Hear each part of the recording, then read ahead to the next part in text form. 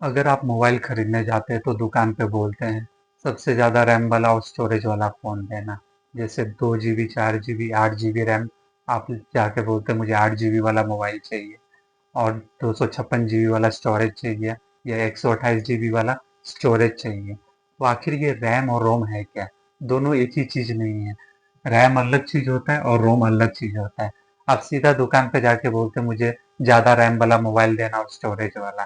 तो रैम दोनों अलग चीज़ है और इनका यूज़ क्या होता है, मैं आपको डिटेल में समझाऊंगा इस वीडियो में। जैसे कि मान लीजिए, अगर आपका रैम है तो रैम का फुल फॉर्म क्या होता है? Random access memory. और रोम का फुल फॉर्म क्या होता है? Read only memory. रैम का काम क्या होता है? जैसे आप मल्टीटास्किंग के लिए, जैसे आप यूट्यूब चलाते हैं, इंस्टाग्राम चलाते हैं, फेसबुक चलाते हैं, तो जो उसको ओपन करने में मदद करता है उसे हम रैम बोलते हैं। फॉर एग्जाम्पल मान लीजिए, आप किसी टेबल पे काम कर रहे हैं, वो जो जगह है वही आपका वर्किंग स्पेस है, तो उसे ही हम रैम बोलते हैं। जैसे मैं बोर्ड पे लिख रहा हूँ तो ये मेरा वर्किंग स्पेस है, तो रैम का काम क्या होता है? इसे चलने देना। मैं यहाँ पे काम कर रहा हूँ तो ये मेरा वर्किंग स्पेस है। ज़्यादा ऐप ओपन करते हैं अगर आपका मोबाइल हैंग होने लगता है तो रैम आपका मोबाइल उठा नहीं पाता है, क्योंकि उसको ऐप खोलने के लिए जगह नहीं मिल रहा है। जैसे आपने 5-6 ऐप ओपन करके रखे हैं और उसके बाद मिनिमाइज करके एक और ऐप ओपन कर रहे हैं, लेकिन वो फंस जा रहा है।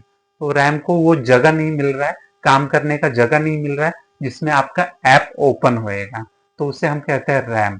और रोम का क्या मतलब हुआ? रोम होता है रीड ओनली मेमोरी। जैसे आपके कोई भी वीडियोस हो, डेटा हो, फोटो हो, जहाँ पे भी आप स्टोर करते हैं उसे हम रोम बोलते हैं, रीड ओनली मेमोरी। इसे हम स्टोरेज बोलते हैं। जैसे आप जाके बोलते हैं ना 256 GB वाला मोबाइल देना, 128 GB वाला मोबाइल देना, तो ये आपका डेटा स्टोर करता है।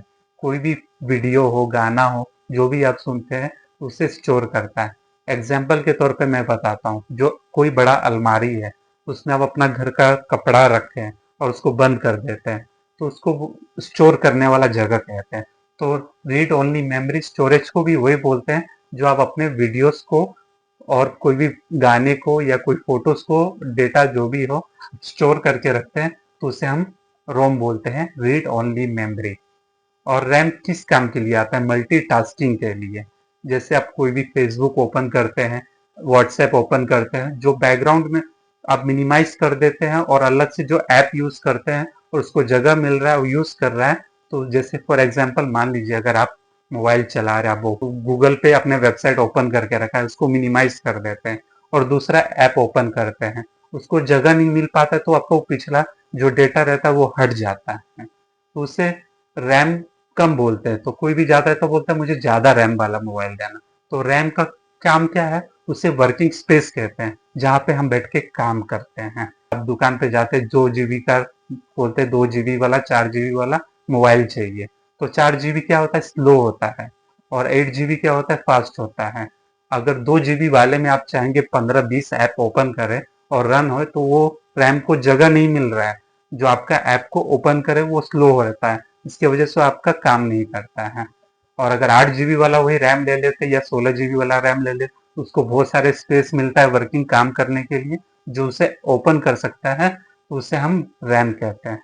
और रीड ओनली मेमोरी में जहाँ पे हम कोई भी डेटा स्टोर करके रखते हैं उसे हम रोम बोलते हैं। क्या होता है? टेम्पररी होता है।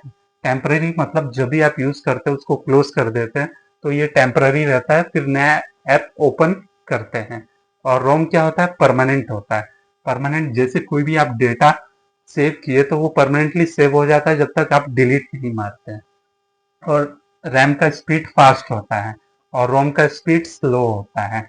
जैसे कोई भी आप काम करते तो फटक से ओपन हो जाता है और काम करना चालू कर देते हैं, तो ये फास्ट होता है और ये स्पीड स्लो होता है इसका।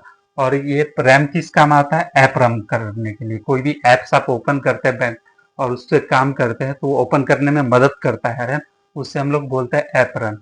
और डेटा स्टोर मतलब कोई भी आप फोटोज वीडियोज जो भी हो आप स्टोर करके रखते हैं, उसे हम बोलते हैं डेटा स्टोर। और रैम क्या होता है? डेटा डिलीट कर देता है तुरंत, जैसे ही आप बंद करते हैं उसको क्लियर करते हो आपका डेटा हट जाता है। और रोम क्या होता है? डेटा सेव होता है, जो भी आप डेटा डालते हैं तो सेव हो जाता है।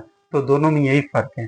अगर आप मोबाइल लेने जाते हैं तो रैम बोलते हैं, तो रैम का काम यही होता है जो आपको मल्टीटास्किंग करने में मदद करता है और आप ऐप्स ओपन करते हैं, जो वर्किंग स्पेस होता है उसमें बैठ के आप काम करते हैं आराम से।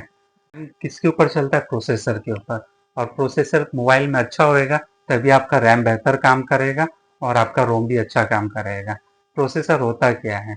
जैसे आप कोई भी प्रोसेसर लेते हैं, जैसे बोलते हैं स्नैपड्रैगन का 7 Gen 3 दे दो, मीडियाटेक का डायमेंसिटी 9200 दे दो। वो सब क्या होता है? वो सब ऑक्टा कोर प्रोसेसर है, 8 आदमी काम करने वाले।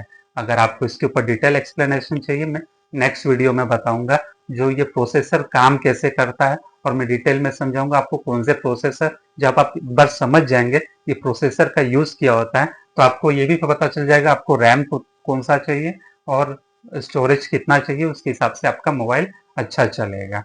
अब मैं नेक्स्ट वीडियो में प्रोसेसर के ऊपर बताऊंगा प्रोसेसर अगर होता क्या है, उसका यूज क्या होता है, आप कैसे कौन सा लैपटॉप या मोबाइल खरीदते हैं तो आपको कौन सा लेना चाहिए। जब तक आपको समझ में नहीं आएगा ये प्रोसेसर होता क्या है, तब तक आप समझ नहीं पाएंगे जो मुझे कौन सा लेना है। सिर्फ आप सुनते हैं और ले लेते हैं कोई भी मोबाइल। जैसे मैंने रैम के बारे में बताया हूँ, रैम का यूज क्या होता है? जो आपके डेटा को रन करने में मदद करता है। और रोम का काम होता है जो आपका डेटा को स्टोर करता है। दोस्तों, अगर मेरा वीडियो पसंद आया होगा तो मेरे वीडियो को लाइक जरूर कर लीजिएगा। फिर मिलता हूँ नेक्स्ट वीडियो में, तब तक के लिए जय हिंद, जय भारत, वंदे मातरम।